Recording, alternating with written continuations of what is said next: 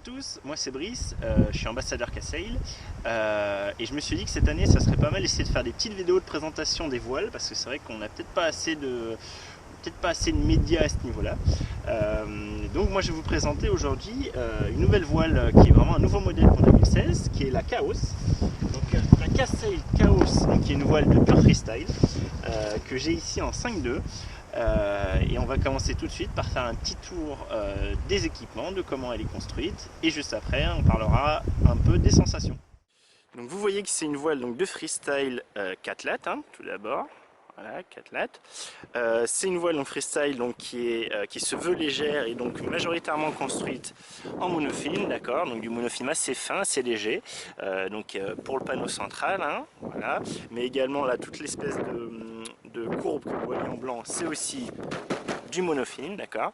On a des points de solidification avec du monofilm tramé, on va dire assez classique, donc au niveau tout en haut là de la tétière, également au niveau du point d'écoute, et on a des gros points de renfort sur la chute, donc avec du monofilm tramé très serré ici, au niveau de la chute, et pareil au niveau en bas de la voile, donc le dernier panneau de la voile, ce qui permet de résister plus si par exemple on va mettre un genou dedans, donc ça c'est très bien. Donc voilà pour la construction générale, on va partir d'en haut pour redescendre petit à petit. Donc en haut, petite protection supplémentaire pour éviter l'abrasion sur le sol, d'accord. Ici, petit logo K en plastique qui permet donc de préformer pour passer le mât plus facilement. Là, on est sur le modèle 5.2, donc plus grande des voiles, donc tétière fixe. On a classiquement, comme sur toutes les cas, les petites protections de lattes, donc pratique pour éviter l'érosion. Les mini-lattes, donc deux mini-lattes raidisseuses de chute, ok, je vais vous le montrer de plus loin, voilà. On a le logo. Ici, ce qu'on peut voir d'intéressant, c'est les doubles coutures. Donc double couture au niveau du panneau central.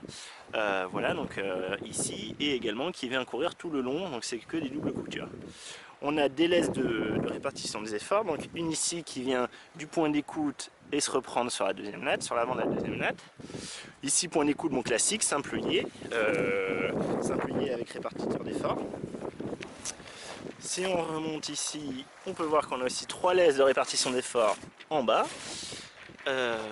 On a les petites marques, côté pratique, les petites marques de hauteur de wish pour pouvoir gréer plus rapidement.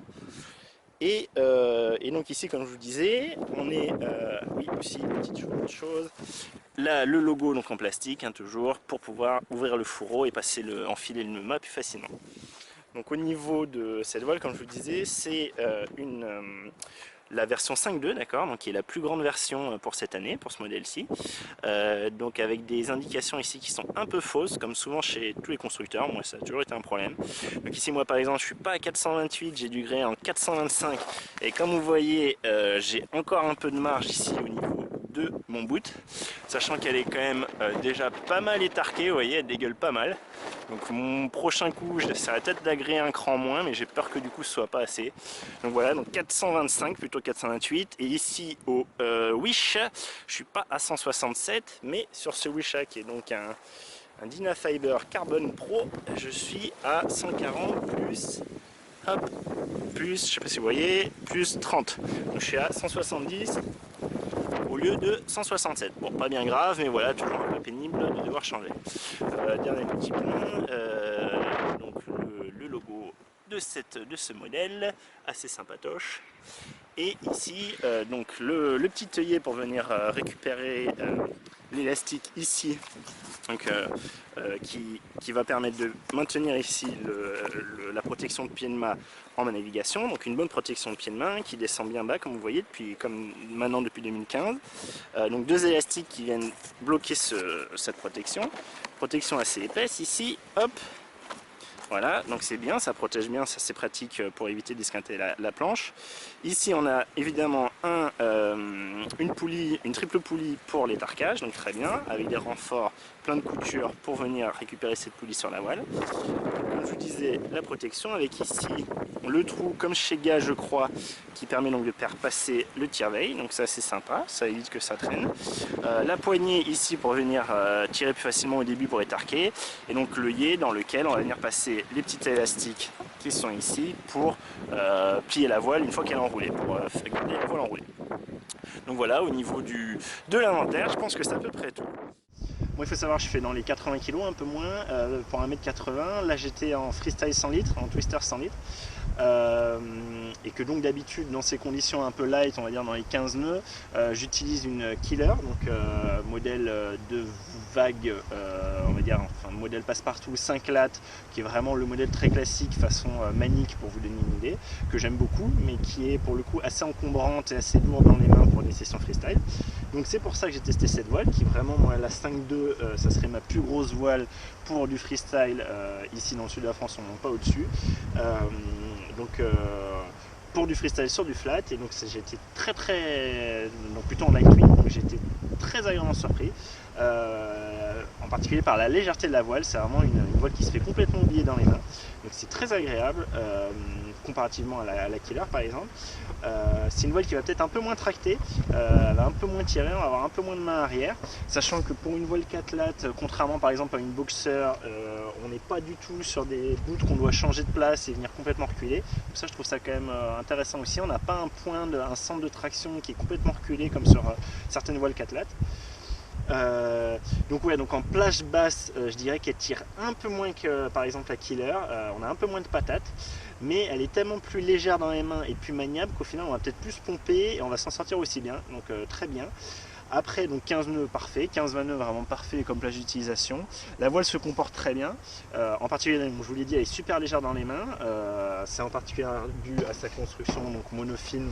Je pense qu'on est à peu près à 70-60% de monofilm sur la voile, contre que 40-50 sur une killer par exemple, et du monofilm beaucoup plus fin en plus. Donc voile très légère, c'est très agréable, très maniable, elle tourne drôlement bien et elle tourne sainement. C'est pas des à-coups, c'est pas des effets camber, c'est smooth et ça c'est bien agréable. Une voile alors ça à vérifier dans les caractéristiques, mais je pense à moins de wish que la même en 5.3 killer. En tout cas moi j'ai vraiment eu beaucoup plus de facilité à docker, donc tous les passages sous le vent ont été beaucoup plus simples, très agréable. Donc moi, en plus ça faisait un moment que j'avais pas navigué, j'étais vraiment super content de faire cette session. J'ai trouvé que je pouvais me faire une session pratiquement comme une 4.7, comme ma 4.7 killer, au niveau des sensations dans les mains, donc c'est très bien, parce qu'en général moi quand je suis en 5.3 killer c'est plutôt, je fais ce que je peux, quoi. Je sors parce que j'ai envie de sortir, mais voilà, c'est pas la folie, alors que là j'ai pu faire à peu près ce que je voulais pour mon niveau 1 et pour les conditions qu'il y avait, et puis ça faisait quand même longtemps que j'avais pas navigué, mais voilà, vraiment super ludique, très agréable en main, très légère, très maniable. Par contre, bon, clairement je vais garder une autre voile de vague, donc pour l'instant la 5.3 killer pour les vagues, parce que je pense que la construction est quand même trop légère, en tout cas pour des grosses conditions bretonnes par exemple. Dans les petites conditions de marin dans le sud de la France ça doit pouvoir passer je pense, mais voilà, je vais garder en tout cas j'aurai une voile de vague, c'est sûr, sur cette grosse plage d'utilisation, peut-être la crypto d'ailleurs, donc j'espère tester prochainement et vous faire la vidéo dessus.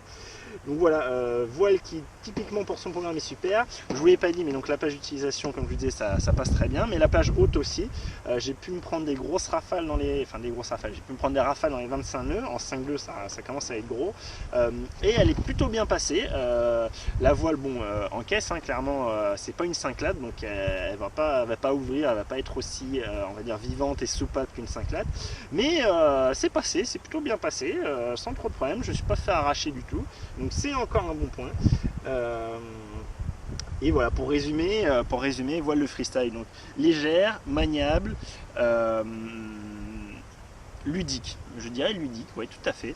Et donc moi clairement ça va être ma voile de freestyle pour ma grosse toile en 2016. Pour ceux qui préfèrent les photos, ce que je peux comprendre, j'en ai fait, donc avec des photos de détail de la voile, donc ça se trouve sur mon blog que vous avez dans la description en bas de la vidéo ou en cliquant directement en haut à gauche sur le rectangle qui apparaît. Tchou tchou.